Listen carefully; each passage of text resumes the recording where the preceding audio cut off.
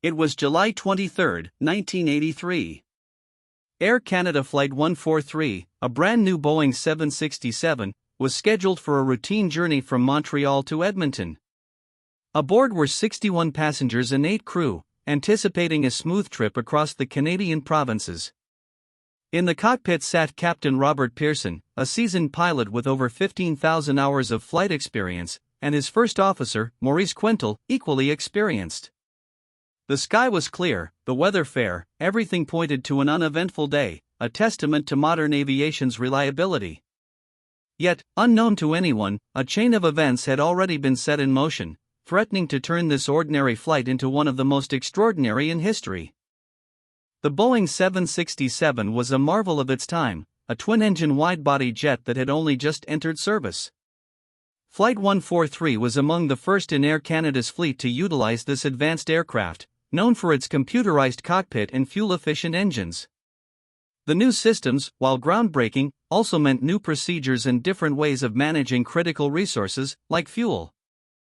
This was a transition period for the airline, moving from older aircraft to this state-of-the-art machine, and with it came the challenges of adapting to new technologies and processes.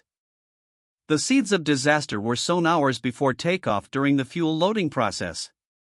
Canada had recently adopted the metric system, but some ground equipment still measured in imperial units. The critical error occurred when calculating the fuel required. The flight crew requested 22,300 kilograms of fuel. However, due to miscommunication and a faulty fuel quantity indication system on the new 767, the ground crew mistakenly converted this metric weight to imperial pounds, then added fuel based on that incorrect calculation. The result? The aircraft departed with only about half the fuel it needed. Complicating matters further was the aircraft's malfunctioning fuel quantity indication system, or FQAS. This system, designed to display the amount of fuel on board, had been intermittently unreliable for some time. Because of this known issue, pilots were instructed to manually cross-check fuel levels using a dipstick method, a practice from older aircraft. However, on this particular day, due to various procedural oversights and pressures, the crucial manual cross-check was either not completed correctly or not performed at all before departure. This left the crew with no accurate way to verify the dangerously low fuel levels. Flight 143 climbed to its cruising altitude of 41,000 feet, heading west. The flight was proceeding normally until, about halfway to Edmonton, an alarm sounded in the cockpit. It was a fuel pressure warning for the left engine. Captain Pearson and First Officer Quintal initially suspected a pump malfunction, a common enough issue, and followed standard procedures to address it.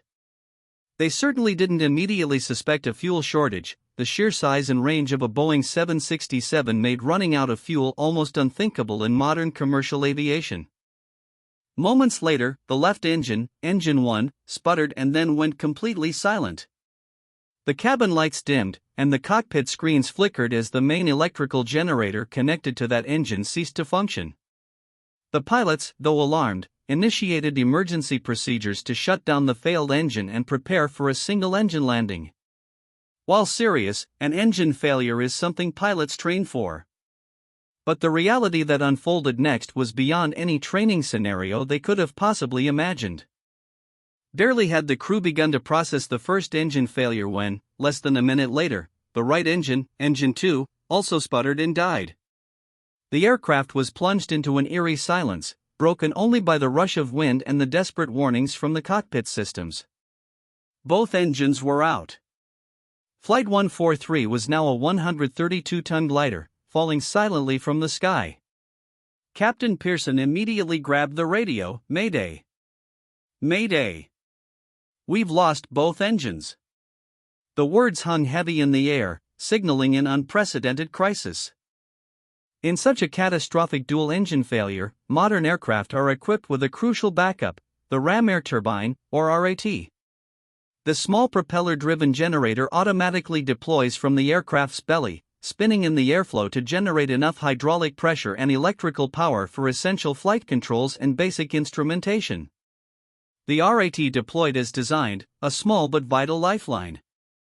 It provided just enough power to keep the plane steerable, though without the full hydraulic pressure normally available for heavy controls like landing gear, flaps, and spoilers. At 41,000 feet, the pilots realized they were flying the world's largest glider. A Boeing 767, unpowered, typically has a glide ratio of about 12:1. This meant for every 12 miles forward, it would descend 1 mile. They had approximately 100 miles of glide range. The challenge wasn't just staying in the air, but controlling a colossal aircraft designed to be powered. Without engines, the aircraft's control surfaces became heavy, requiring considerable physical effort to manipulate, even with the partial assistance from the RAT. Every decision now carried immense weight. Amidst the chaos, the crew began the frantic search for an emergency landing site. Air traffic control immediately provided options, guiding them towards nearby military air bases. But Captain Pearson, drawing on a distant memory, suddenly recalled an old Air Force base from his service days, Gimli. It wasn't on their flight plan, nor was it a civilian airport, but it was close. He remembered its long runways. This quick thinking, connecting a fading memory to a desperate need, would prove to be a pivotal moment in the unfolding drama.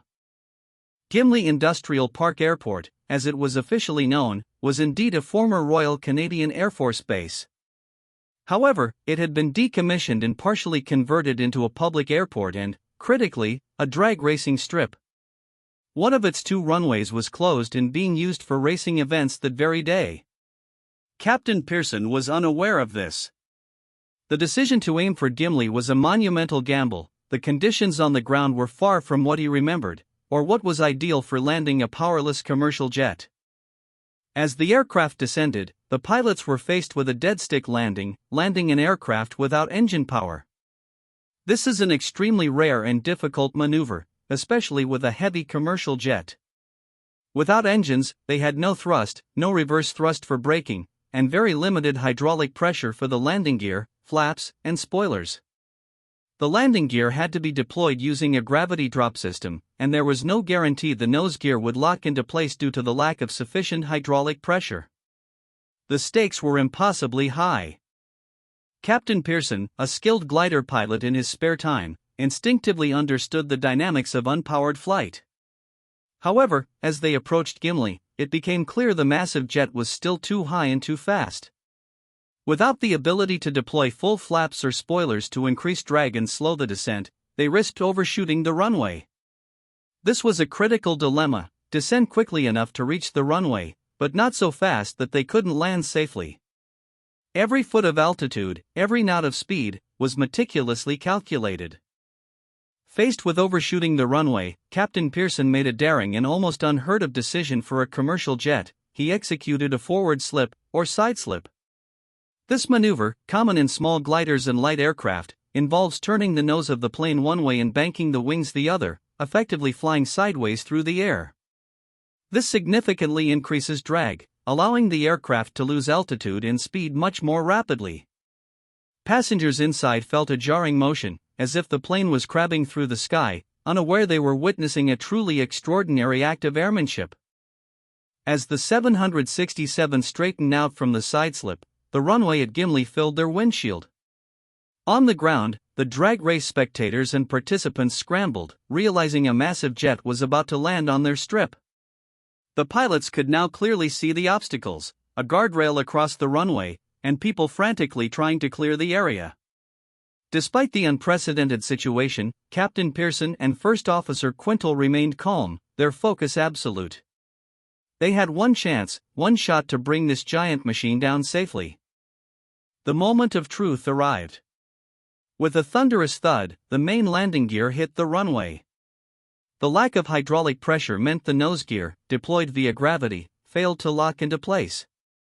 As the aircraft settled, the nose gear collapsed. The plane's nose scraped violently along the tarmac, sending a shower of sparks into the air.